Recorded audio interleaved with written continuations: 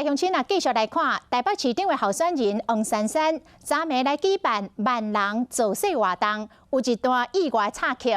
来甲徛台助讲的贵宾虞美人吴美人，大声来话讲，市长到黄珊珊，议员抢救王世坚，当场有袂少人拢硬气，因为这是民众党的场，王世坚是民进党的哦。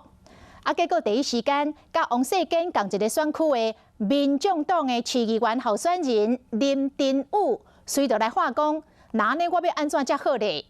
也毋过林珍宇虽然意外互创空，也是真大派、真大方，讲有限公道是好代志。伊讲伊进前甲黄珊珊是山珍海味，即摆会当变做山珍海味世间情咯。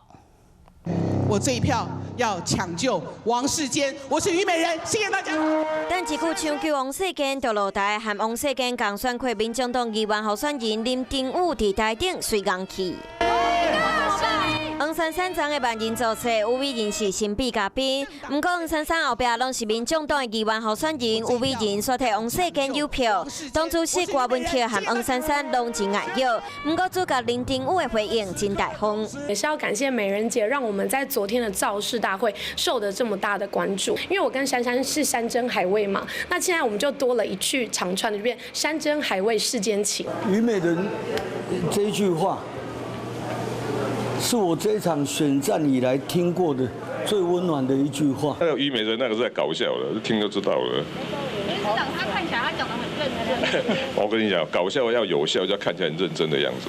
洪认为真趣味的，阁有一段。台大电机系的黄教授、黄老师、黄博士，是珊珊是我台大的学妹。